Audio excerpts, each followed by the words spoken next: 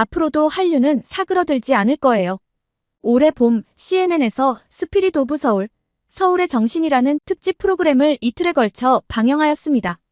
지난 10년 새 세계적인 문화의 중심으로 스포트라이트를 받고 있는 글로벌 문화의 최전선 도시인 서울을 방문해서 전 세계를 강타한 코리안 웨이브, 한류의 감춰진 비밀을 찾아보기 위해 취재진들이 한국에 온 것인데요. 가장 현대적이며 모든 것이 숨가쁘게 돌아가는 서울이라는 대도시 속에서 어떻게 이런 예스러운 전통과 현대적인 모습이 조화를 이루고 있는지, 또 세계가 왜 K-팝, K-푸드 등 한국적인 것에 열광하고 빠져드는지 그 조화를 담아낸 정신을 스피릿 오브 서울이라는 타이틀로 소개했다고 합니다. 이번 취재를 통해 K-팝과 K-드라마 그 이상, 한국적 문화 그 자체에 대한 아름다움을 발견했다는 CNN 취재진은 취재 내내 놀라움의 연속이었다고 메일을 보내왔는데요. 우리에게는 평범한 일상과 익숙한 문화가 CNN 취재진에게는 어떤 놀라움이었는지 궁금해집니다. 오늘의 사연 시작합니다. 안녕하세요. 저는 CNN에서 PD로 일하고 있는 에밀리입니다. 28살의 나이로 라이징 스타 프로듀서라고 불리지만 사실 아직도 매 순간이 도전의 연속인 아직도 배울 게 많은 프로듀서죠. 저는 잠시 여름 휴가를 와 있는데요. 올해 상반기 제게 가장 인상 깊었던 순간인 한국에서의 이야기를 들려드리고 싶어요. 올해 3월에 이틀간 CNN 인터내셔널을 통해 방송된 스피릿 오브 서울 프로그램이 전 세계적으로 굉장히 반응이 좋았는데요. 한국 분들께 감사한 마음으로 제가 어떻게 이 프로그램을 기획했는지 또 한국에 와서 뭘 느꼈는지 한번 찬찬히 정리해보려고 해요. 모든 건 작년 말 아이디어 회의에서 시작됐어요. 맨해튼 스카이라인이 한눈에 보이는 38층 회의실에서 우리는 다음 특집 프로그램에 대해 열띤 토론을 벌이고 있었죠. 그때 동료 제이슨이 불쑥 던진 말이 모든 걸 바꿔놓았어요. 대체 왜 한국이 이렇게 인기가 있는 걸까? 한류의 끝이 언제쯤이라고 생각해? 이런 걸 한번 프로그램으로 만들어 보면 어떨까? 순간 화가 났어요. 저는 한국 문화의 열렬한 팬이었거든요. 반박을 하고 싶었는데 곧 깨달았습니다. 사실 제가 한국에 대해 아는 게 별로 없다는 걸요. K-팝과 K-드라마, 그리고 한국 음식 몇 가지를 좋아하긴 하지만 그게 전부였어요. 한국 문화의 본질, 그 깊이에 대해서는 전혀 모르고 있었던 거죠. 왜 인기가 있는지, 왜 오래갈 수밖에 없는지 제가 추상적으로 느끼고 있는 그 느낌을 구체적으로 설명하지 못하겠더라고요. 뭔가 분한 마음에 불퉁거리고 있는데 국제부 책임 프로듀서인 마이클이 저를 쳐다보며 말했어요. 아주 흥미로운데. 한국을 좋아하는 에밀리, 내가 한번 가봐. 한국 문화가 뭐가 그렇게 대단한지 한번 파헤쳐보고 한류의 생명력이 언제까지일지 알아보라고. 10년 새 세계적인 문화의 중심으로 스포트라이트를 받고 있는 글로벌 문화의 최전선 도시이니까 시청률은 어느 정도 보장될 테니 걱정하지 말고. 덜컥 겁이 났지만 동시에 흥분됐어요. 이건 제가 좋아하는 한국 문화를 더 깊이 이해할 수 있는 기회니까요. 그리고 저 재수 없는 제이슨에게 한국 문화의 아름다움도 제대로 보여주고 싶었죠. 알겠습니다, 마이클. 제가 한번 가보겠습니다. 대답은 했지만 머릿속은 복잡했어요. 어떻게 접근해야 할지, 무엇을 보여줘야 할지 감이 잡히지 않았거든요. 사무실로 돌아와 컴퓨터 앞에 앉았어요. 검색창에 한국 문화를 입력하자 수많은 정보가 쏟아져 나왔죠. K-팝, K-드라마, K-뷰티까지 수많은 정보가 나왔지만 이건 제가 원하는 게 아니었어요. 뭔가 더 본질적인 한국 문화의 진정한 모습을 보여주고 싶었거든요. 그때 옆자리에 킴이 말을 걸어왔어요. 한국계 2세인 그녀는 어렸을 때부터 제 친구였죠. 에밀리, 너 혹시 서울의 혼이라는 말 들어봤어? 서울의 혼? 응, 우리 할머니가 늘 하시던 말씀이야. 서울이라는 도시에는 특별한 정신이 있다고. 수천 년의 역사와 전통이 현대적인 모습과 어우러져 있는 곳이잖아. 킴의 말을 듣는 순간 번뜩 아이디어가 떠올랐어요. 이거였어요. 제가 찾던 거요. 서울의 혼, 바로 이걸 프로그램의 주제로 삼아야겠다고 생각했죠. 다음날 아침 마이클에게 제 아이디어를 설명했어요. 서울의 혼이라는 프로그램을 통해 한국 문화의 본질을 탐구하고 왜 전 세계 사람들이 한국 문화에 매료되는지 그 이유를 찾아보겠다고요. 마이클은 흥미롭다는 듯 고개를 끄덕였어요. 좋아, 에밀리. 한 달 줄게. 서울에 가서 내가 말한 서울의 혼을 찾아와. 이때부터 준비에 박차를 가했습니다. 준비는 꽤나 순조로웠어요. 뜻밖의 행운도 있었거든요. CNN의 간판 앵커 중 한 명인 크리스티루 스타우트가 우리 프로그램의 나레이션을 맡기로 한 거예요. 그녀가 제 기획을 듣고는 흔쾌히 수락했다는 소식을 들었을 때 정말 기뻤어요. 크리스티는 평소에도 한국에 관심이 많았다고 해요. 그녀는 저에게 에밀리 정말 좋은 기회예요. 한국은 정말 매력적인 나라예요. 멋진 프로그램이 나왔으면 좋겠어요. 라고 응원도 해줬죠. 유명 앵커의 참여로 프로그램의 무게가 한층 더해진 것 같아 부담감도 커졌지만 동시에 더 잘 해내고 싶다는 의욕도 생겼어요. 한국의 진정한 모습을 보여줄 수 있는 기회라는 생각이 들었거든요. 밤낮으로 한국에 대해 공부하며 준비를 마치고 맞이한 출발 당일이 아직도 생생합니다. 태어나 첫 한국 방문이었는데 저는 인천공항에 도착하자마자 제가 가지고 있던 한국에 대한 생각이 우르르 무너졌습니다. 이 초현대적인 시설은 뭐지? 게다가 공항에서 서울로 향하는 길, 차창 밖으로 보이는 풍경은 제가 상상했던 것과는 달랐죠. 이게 정말 수천 년의 역사를 가진 나라인가? 전통스럽고 고풍스러운 느낌은 없는데 수천 년을 앞선 나라의 느낌이네라는 생각이 들었습니다. 서울 도심에 들어서자 더욱 놀라웠죠. 한강을 가로지르는 웅장한 다리들, 밤하늘을 수놓은 네온사인, 24시간 쉼없이 돌아가는 도시의 활기. 이 모든 것이 저에겐 신선한 충격이었어요. 하지만 더한 충격은 따로 있었습니다. 첫날 일정을 마치고 호텔로 돌아왔을 때 한국 쪽 스태프들이 제안을 했어요. 에밀리, 오늘 밤 찜질방에 가보는 건 어떨까요? 한국 문화를 이해하는 데 도움이 될 거예요. 그리고 피로를 풀기도 좋을 거고요. 솔직히 말하면 그때까지 찜질방이 뭔지도 몰랐어요. 그저 뜨거운 물에 몸을 담그는 곳 정도로만 생각했죠. 좋아요, 가보죠. 라고 대답은 했지만 속으로는 뭐 별거 있겠어? 라고 생각했어요. 찜질방에 도착하자마자 첫 번째 충격이 왔어요. 탈의실에서 모든 사람들이 옷을 벗고 있는 거예요. 저는 당황해서 수영복은 어디서 빌릴 수 있나요? 라고 물었죠. 스태프들은 웃으면서 설명해줬어요. 에밀리, 여기선 모두 알몸으로 들어가요. 한국의 목욕 문화예요. 순간 얼굴이 빨개졌어요. 전혀 예상하지 못한 상황이었거든요. 저는 안 들어갈래요. 라고 말했지만 스태프들의 설득에 결국 용기를 내기로 했어요. 옷을 벗고 수건 하나만 걸친 채 목욕탕으로 들어갔을 때 정말 숨이 멎는 줄 알았어요. 모든 사람들이 아무렇지 않게 알몸으로 돌아다니고 있었거든요. 처음에는 고개를 숙이고 눈도 제대로 못 떴어요. 하지만 시간이 지날수록 이상한 일이 일어났어요. 점점 편안해지기 시작한 거예요. 주위를 둘러보니 모든 사람들이 그저 편안하게 시간을 보내고 있었죠. 나이든 할머니부터 어린아이들까지 모두가 함께 어울리는 모습이 신기했어요.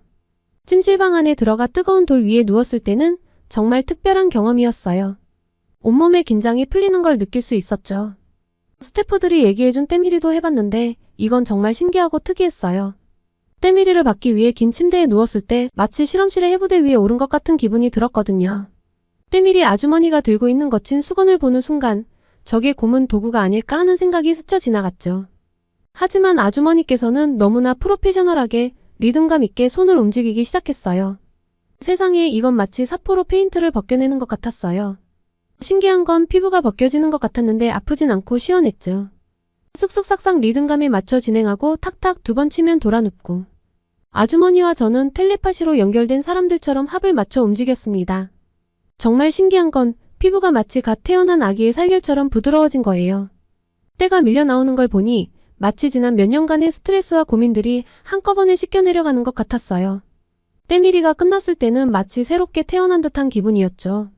살도 한 2kg은 빠진 느낌이었어요. 이 경험은 마치 한국 문화를 이해하는 과정과도 비슷했어요. 처음에는 낯설고 어색하지만 그 과정을 견뎌내고 나면 뭔가 새롭고 특별한 것을 얻게 되는 거죠. 이제 저는 한국 문화의 더 깊은 면을 볼 준비가 된 것 같았습니다. 내일부터 시작될 본격적인 취재가 정말 잘 될 것 같아 기분이 좋았어요. 드디어 본격적인 취재가 시작됐습니다. 첫 번째 인터뷰 대상은 한국의 인기 가수 전소미였죠. 23살의 나이에 이미 세계적인 스타가 된 그녀를 만나러 가는 길, 저는 또다시 K-팝의 화려함에 대해서만 이야기하게 되는 건 아닐까 걱정했어요. 하지만 전소미와의 만남은 제 예상을 완전히 뒤집어 놓았어요.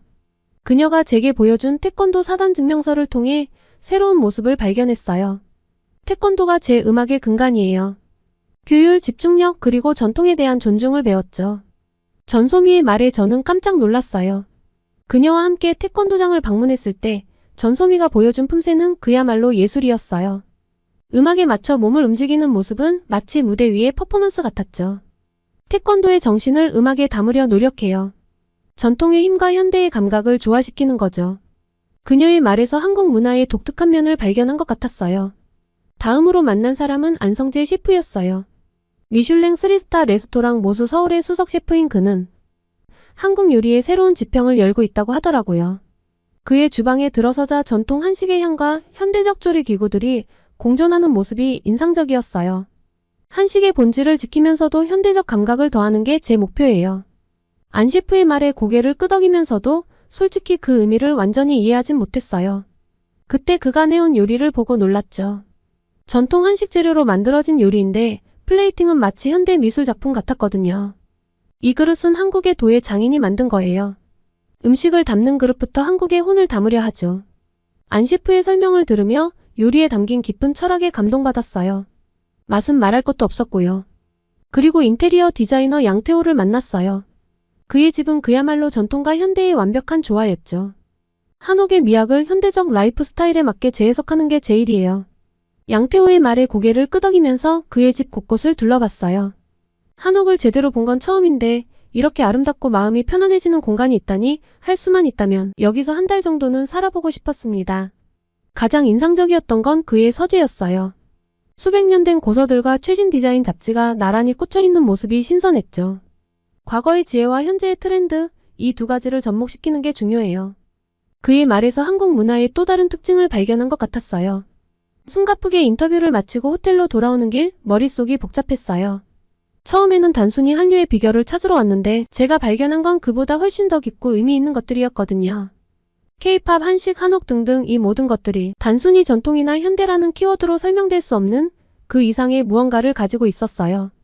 전통을 존중하면서도 현대적 감각을 더하는 한국인들의 노력, 그리고 그 속에 담긴 철학과 정신. 이것이 바로 제가 찾던 서울의 혼이 아닐까요? 이제 이 모든 것을 어떻게 하나의 이야기로 엮어낼지 고민하게 됐어요. 하지만 한 가지는 확실해졌어요. 한국 문화의 매력은 결코 일시적인 유행이 아니라는 거죠.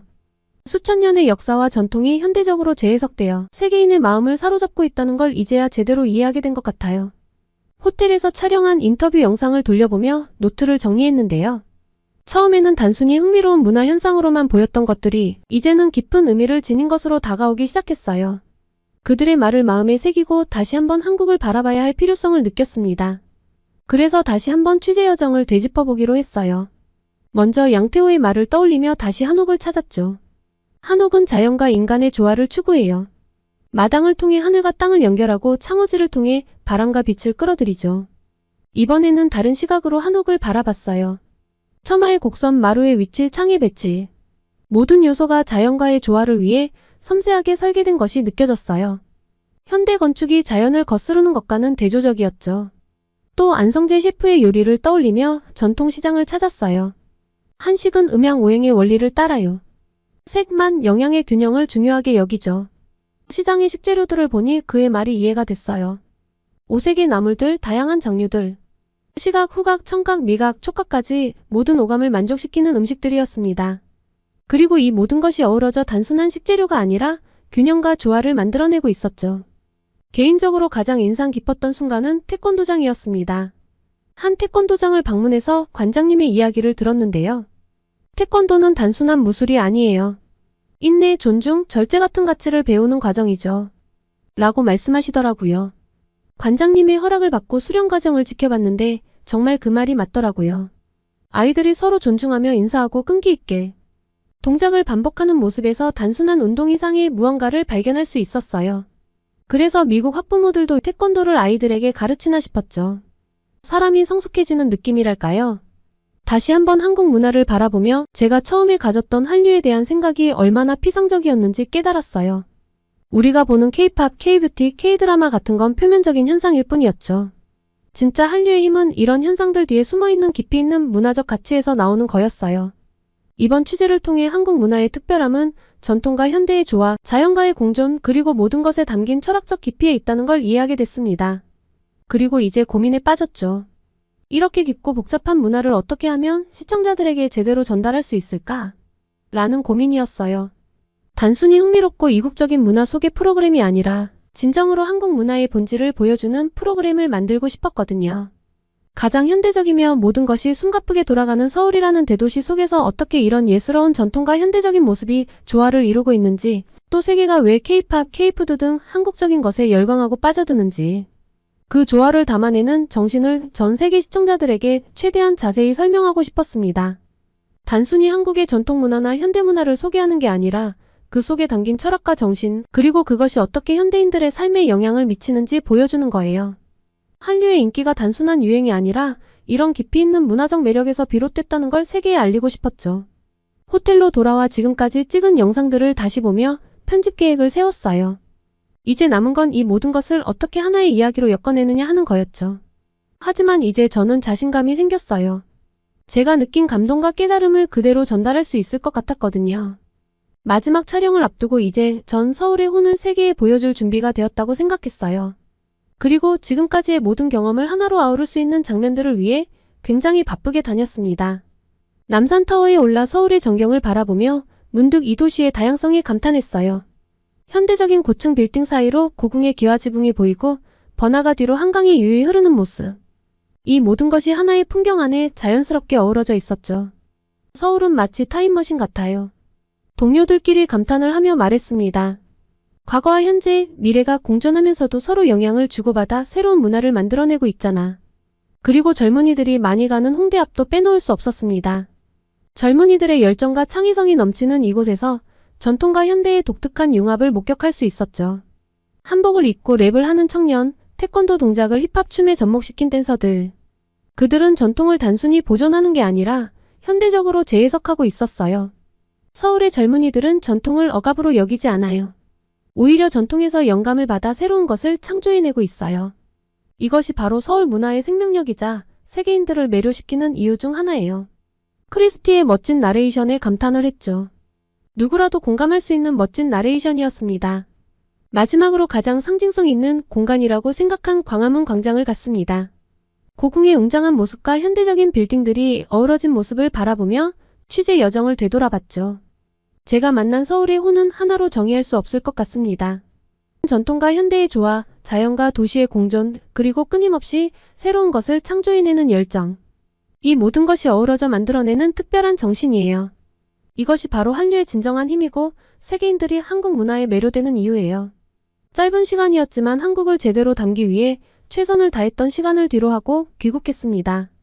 귀국 후 밤낮 없이 편집실에서 작업했어요. 그리고 올해 3월 마침내 서울의 혼이 방송됐는데요. 시청자들의 반응은 놀라웠어요. 많은 사람들이 한국 문화에 대해 새로운 시각을 갖게 됐다고 말해주었죠. CNN의 방송 페이지 뷰도 다른 나라에 비해 몇 배나 높은 수치였습니다. 이 경험은 저를 바꿔놓았어요.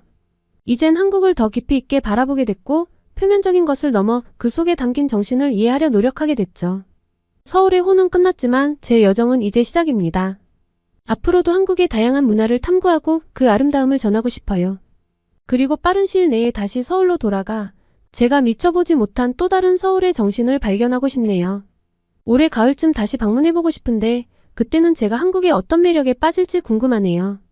한국 문화에 대해서 취재하면 좋을 것들에 대해 아이디어를 주시면 적극 반영하도록 하겠습니다. 댓글에 많은 의견 남겨주세요. 진짜 남자는 한국 남자지. 미국 남자는 총을 들 자격이 없어. 여기 텍사스의 한 가정집 마당 별일 없었다는 듯한 태연한 얼굴에 한국 아저씨와 눈물을 흘리고 있는 미국 여성이 있습니다. 그 뒤편으로는 멋쩍은 표정의 미국 남성까지. 참 알 수 없는 조합인데요. 과연 이들에게 무슨 일이 있었을까요? 두 번째 사연 시작합니다. 안녕하세요. 저는 미국 텍사스에 살고 있는 카밀라입니다. 저는 예쁜 4살 여자아이를 기르고 있는데요. 소중한 제 아이를 지켜주신 잊지 못할 은인에게 감사하는 마음으로 사연을 보냅니다. 제 일상은 정말 평화로워요. 아이는 건강하게 잘 자라주고 있고 남편과 저는 회사에 잘 다니고 있고 아주 부자는 아니지만 아이를 기르고 저희가 살아가는데 별 문제가 없어 늘 감사한 마음으로 살고 있죠. 저희 가족의 취미는 주말에 바베큐 파티예요. 마당에서 다 같이 고기를 구워 먹는데요. 이웃들과 함께 할 때가 많답니다. 저희가 고기 굽기를 담당하면 옆집은 샐러드, 앞집은 디저트를 담당하는 식으로 함께 주말 식사를 하는데 저희 아버지 때부터 쭉 이 동네에 살아서 모두 다 가족 같은 이웃이죠.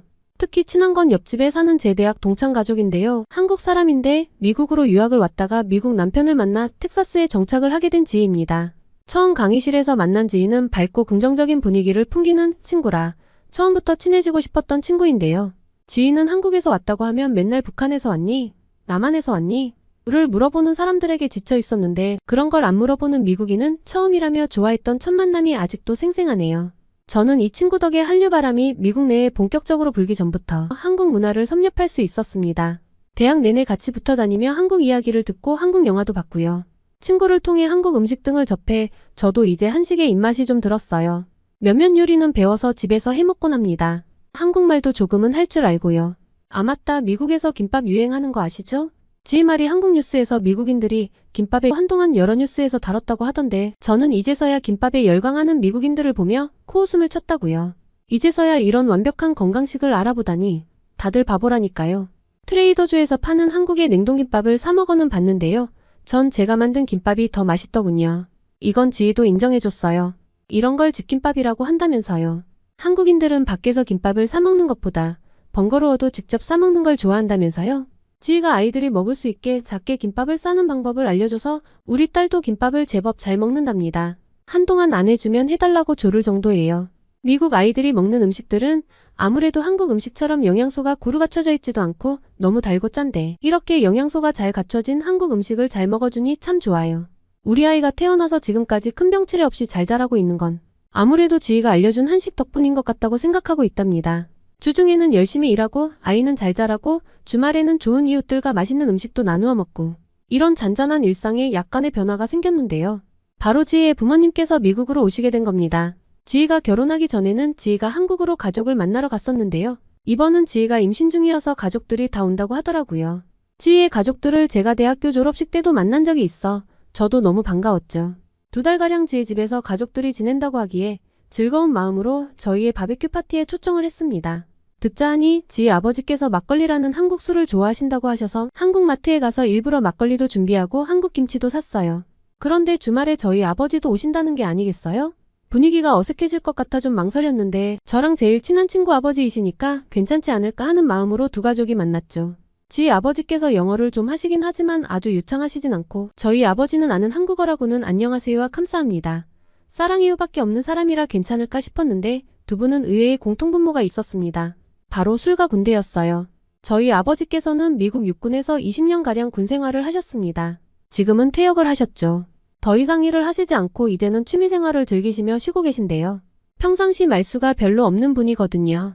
적어도 제가 아는 아버지는 그렇습니다. 그런데 이렇게까지 말이 많은 분인 줄 이번에 처음 알았네요. 술이 들어가서 그런가? 지희 아버지께서 좋아하신다는 막걸리를 두 분이 나눠 드시면서 이야기가 시작됐는데요. 제가 한국 문화를 웬만한 건 알고 있다고 생각했는데 이번에 처음 안 게 있어요. 한국 남자들은 군대를 의무적으로 다 가야 한다면서요? 한국 영화나 드라마도 지희를 통해 조금씩은 접했지만 주로 로맨스 내용을 다룬 걸 많이 봐서 이전엔 미처 몰랐었어요. 가끔 주인공들이 군대에 입대하거나 군대 생활 중 휴가를 나오는 건 봤지만 미국처럼 하나의 직업인 줄 알았어요. 의무적으로 군입대를 하는 줄은 몰랐죠.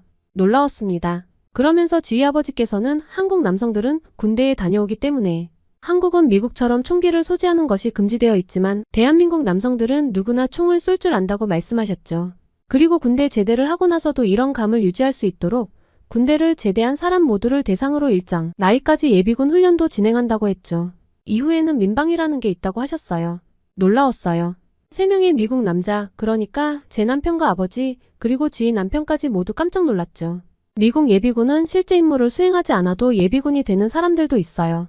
이 사람들은 따로 훈련은 받지 않는데 혹시 모를 전쟁에 대비해서 대기하다가 전쟁이 터지면 임무를 수행하러 나가는 거죠. 한국 같은 예비군 시스템이 아닙니다. 물론 사냥을 나가는 분들도 있어 총을 쏘긴 하지만 군대식 총쏘기 훈련과는 거리가 머니까요. 저희 아빠는 한국의 예비군 훈련 시스템에 진심으로 감탄을 하셨어요.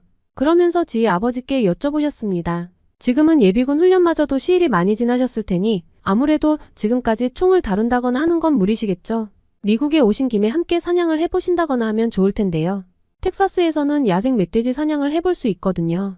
미국 텍사스에서만 즐길 수 있는 건데 좀 아쉽네요. 아, 이 말씀을 아버지께서 하시면 안 됐어요. 지희 아버지께서는 단호하게 말씀하시더라고요. 한국인들은 모두 필요한 순간엔 총을 쏠 수 있어요. 그리고 군대에서 강하게 훈련을 받았기 때문에 이건 몸이 기억하고 있습니다. 그러면서 총을 가지고 와보라고 하시더군요. 연세도 있으시고 저희 아버지에 비해서 아무래도 체구도 좀 작은 분이라 총을 다루다가 사고가 날까봐 하지 마시라고 말렸는데 아버지께서 말리지 말란 손짓을 하시는 거예요. 총을 받아든 지희 아버지께서는 굉장히 진지한 얼굴로 총을 쏘는 자세들을 보여주셨습니다. 잘 모르는 제가 보기에도 뭔가 절도가 있고 멋있었는데 저희 아버지는 박수를 치며 완전 감탄하고 계시더라고요. 나이가 좀 있으신데도 이렇게 부드럽게 서서 싸, 아래로 겨냥, 엎드려 싸, 서서 싸에서 무릎 싸로 자세 전환이 되다니. 완전 프로페셔널한 저격수와 같다고 엄지척을 하셨죠. 미군의 젊은 친구들보다 훨씬 능숙하고 숙련된 자세라며 한국인들이 다 이렇다면 한국 사람들은 인구의 절반이 총기 전문가라고 총을 쏜다거나 하는 군대에서 배운 것들은 몸이 기억하는 거라. 잊기 힘든 것은 맞지만 이 연세까지 이렇게 유지하시다니 놀랍다며 평상시 운동을 하시는지도 궁금해하셨고요.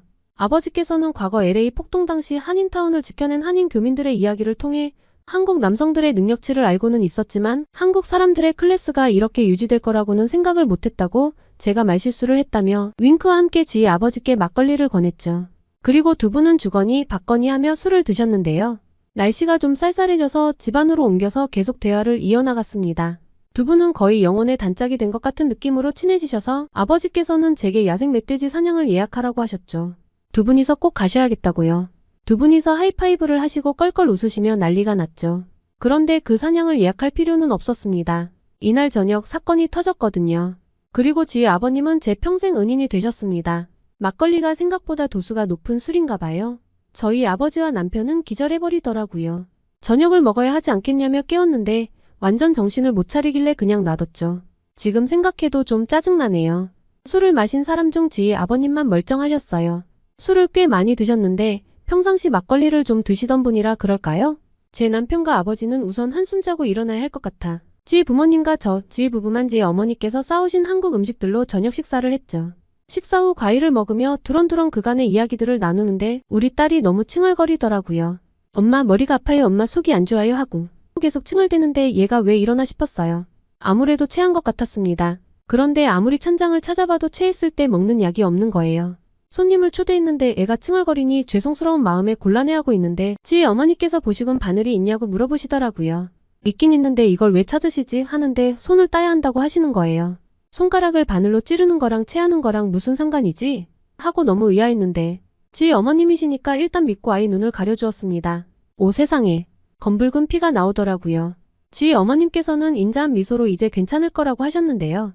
정말이었습니다. 칭얼거리는 아이는 온데간데 없고 아주 평온한 얼굴이 되었습니다. 한국 사람들은 참 신기해요. 어떻게 이런 방법을 알까요? 지희를 통해 접한 한국 문화들이 참 여러 가지가 있었는데 아직도 모르는 게 있다니 좀 더 배워놔야겠다는 생각을 했습니다. 제 경험상 한국 사람들의 생활의 지혜는 정말 유용하거든요. 지희 어머님께 감사의 인사를 드리고 저는 마당에서 한 바베큐 파티 뒷정리를 하려고 일어났어요. 한참 대화꽃이 피었을 때 일단 놔두고 들어온 거라 정리할 게 많았거든요. 캠프파이어를 한다고 불도 피워놨었고요. 딸이 속이 좋아지니까 바람을 쐬고 싶다고 하기에 아이와 나가서 마당에서 하나씩 정리를 하기 시작했는데요. 아이 보고 멀리 가지 말고 불 주변에 있으라고 해놓고 열심히 치우는데 집에 그릇들을 놓고 나와보니 아이가 안 보이는 게 아니겠어요? 아이가 워낙 활동적이라 여기저기 돌아다니는 편이긴 한데 깜깜해진 저녁 시간에 제대로 보이지 않는 곳까지 가다니 한숨을 쉬며 아이를 불렀어요. 아주 먼 발치에서 대답을 하더군요. 빨리 와, 엄마가 멀리 가지 말랬지? 좀 더 무서운 목소리로 이야기를 하니까 아이가 터덜터덜 걸어오는데 무심코 아이 쪽을 쳐다본 전 두려움과 공포에 질려 도와달라고 소리를 질렀습니다. 아이 뒤편에서 야생 코요테가 우리 아이를 노리고 있는 거예요. 어둠 속에서 빛나는 코요테의 눈빛이 지금도 잊혀지지가 않네요. 지금 생각해도 소름이 돋네요. 제가 도와달라고 내지른 소리를 듣고 모두들 뛰어나왔는데 다들 어찌할 바를 모르더군요. 돌을 던져야 하나? 지금 여기 있는 나무 장작들을 집어던질까? 시선을 끌어야 하나? 뭐라도 해야겠다는 생각으로 일단 나무 장작을 들고 달려가려는데 뒤에서 누가 절 잡더라고요. 지희 아버님이셨습니다. 저보고 저리 가 있으라고 손짓을 하시더라고요. 아까 전에 마당에서 시범을 보여주셨던 그 총을 들고 오셨고요. 그 와중에 연세도 있으신데 다치시기라도 하면 큰일이라는 생각이 들었어요. 일단 지희 아버님을 말렸죠. 한국 사람들이 야생 코요테를 봤을 리가 없잖아요. 텍사스에 사는 저도 이렇게 가까이에서 보는 건 처음인데요. 그런데 저를 뒤로 보내고 아주 강하게 말씀하시더라고요. 도너리. 그리고 신중히 코요테를 향해 총을 겨누셨죠. 그런데 그 사이 코요테가 딸가거리가 더 가까워졌어요. 깜빡 잘못하다가는 정말 큰일이 날 것 같아 지희 남편을 급하게 찾았습니다. 지희 남편도 우리 가족과 함께 사냥을 해봤는데 그때 저희 아빠가 총을 제법 쏜다며 지희 남편을 칭찬했었거든요. 그런데 지희 남편은 고개를 절레절레 젓는 거예요.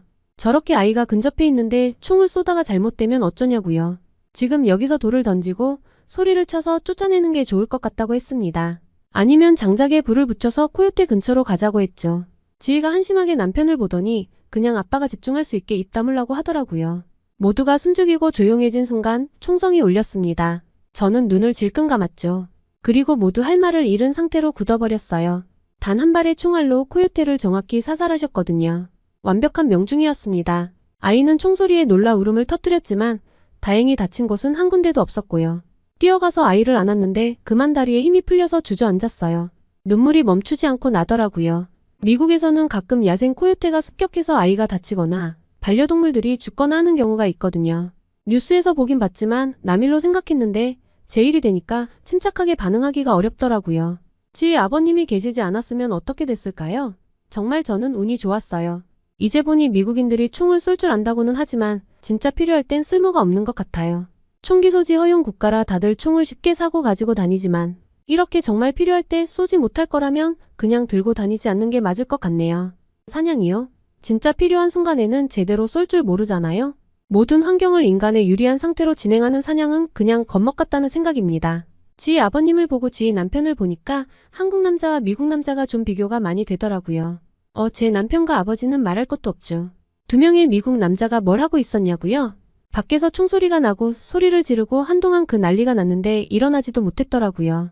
그로부터 한참 뒤에 머리를 부여잡고 일어나셔서 물을 가져다 달라고 하시던데요. 화가 나서 손이 부들부들 떨렸지만 물을 가져다 주고 방금 있었던 일을 이야기하니 저희 아버지께서 그래, 지희 아버님께서 총을 잘 쏘시더라니까. 다행이야. 하시고 남편은 거기에 동조하며 맞아요. 맞아요만 하는데 한숨이 절로 푹 나왔습니다. 미국과 한국이 붙으면 미국이 100% 지겠어요. 절대 붙으면 안 되겠네요. 그동안 제 남편이 정말 듬직한 사람이고 믿을 수 있다고 생각했는데 밖에서 그 난리가 나도 술에 취해 자고 있다니 꿀밤을 한 대 세게 먹이고 싶었네요.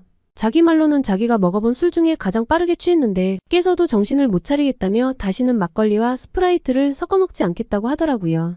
맛있다고 하나도 쓰지 않다고 이건 술이 아니라 음료수 같네 어쩌네 하며 꿀떡꿀떡 받아 마실 땐 언제고. 그나저나 이 은혜를 어떻게 갚으면 좋을까요? 제가 어떻게 보답을 해야 할지 몰라 고민 끝에 미국에 머무르시며 관광을 하실 동안 쓰시라고 용돈을 챙겨드렸는데 한사코 거절하시더라고요. 그 상황이면 누구라도 도왔을 거고 내가 다행히 군대에서 총 쏘는 법을 잘 배웠고 오랜 시간이 지났지만 몸이 기억하고 있어 다행이라며 아버지께서 술을 드시지 않았다면 아버지께서 처리하시지 않았겠냐면서요. 너무 겸손하게 말씀해 주셔서 더 감사했습니다. 그래서 어떻게 보답할까 궁리를 하다가 저희가 지희 부모님의 관광을 다 책임지기로 했는데요. 사냥은 빼고 관광을 진행했습니다. 그건 예약을 취소했어요. 우리 딸의 생명의 은인께 보답하는 마음으로 즐거워하실 만한 장소들을 샅샅이 검색해서 텍사스 쪽에서 꼭 가봐야 하는 곳들을 모시고 다녔습니다. 유명한 관광지는 다 둘러봤는데 특히 샌안토니오의 리버워크를 좋아하시더라고요. 제가 검색을 해보니 한국의 청계천 보건공사의 모델이라고 해서 의미도 있고 워낙 화려해서 가봐도 좋을 것 같았는데 정말 좋아하셨답니다. 한국 분들이 만약에 텍사스에 오실 일이 있다면 추천드려요. 특히 크리스마스 시즌이 시작되는 12월부터는 정말 예쁘게 꾸며져 있어서 가족분들이 방문해도 정말 좋은 곳이랍니다. 그리고 저는 남편이 영 못 믿어와서 지희 아버지께서 미국에 머무르시는 동안 총 쏘는 방법을 좀 배웠습니다. 아버지께 왜 안 배웠냐고요? 다 아시잖아요? 아버지한테 뭘 배우면 싸움 나는 거. 그리고 결정적인 순간 아버지는 술 마시고 주무시고 계셨는데요. 사실 그동안 아빠가 총 쏘는 걸 알려준다고 하실 때 별 생각이 없었는데 지희 아버지를 보니 아무래도 유사시에 총 쏘는 걸 배울 필요가 있겠다는 생각이 들더라고요. 제가 이 말씀을 드리니 흔쾌히 수락을 해주셔서 미국에 머무르시는 동안 조금씩 배웠답니다. 지희와 함께 배웠어요. 사람 일은 어찌 될지 모르잖아요. 사격장에 가서 사격 연습도 했는데 생각보다 저 소질이 있는 것 같았어요. 선생님이 좋아서일까요? 역시 뭐든 한국산이 최고인 것 같아요. 음식도 민간요법도 술과 총쏘기까지도요. 돌아가시는 날 공항까지 배웅해드렸는데 선물도 드리고 관광도 잘하실 수 있도록 최선을 다했지만 감사함을 다 표현하지 못한 것 같아 아쉬운 마음뿐입니다. 한국 어른께 감사를 표하고 싶을 때 어떻게 하면 좋을지 댓글로 남겨주시면 참고해서 제가 한국으로 선물을 보내고 싶어요. 제가 인터넷으로 알아보긴 했는데 아무래도 한국분들 의견이 제일 정확할 것 같아서요. 도와주시면 정말 감사하겠습니다. 오늘은 미국 CNN에서 방영한 스피릿 오브 서울의 촬영을 위해 한국을 방문해 한국 문화의 깊이 있는 아름다움에 반한 미국 PD의 이야기, 그리고 시간이 지나도 흐트러지지 않은 예비군의 클래스 덕에 미국 아이를 구한 한국 아저씨의 이야기, 이렇게 두 가지 이야기를 전달드렸습니다. 오늘의 사연이 마음에 드셨다면 구독과 좋아요를 눌러주세요. 여러분의 구독과 좋아요는 계속해서 좋은 사연을 소개할 수 있는 힘이 됩니다. 이상 감동저장소였습니다.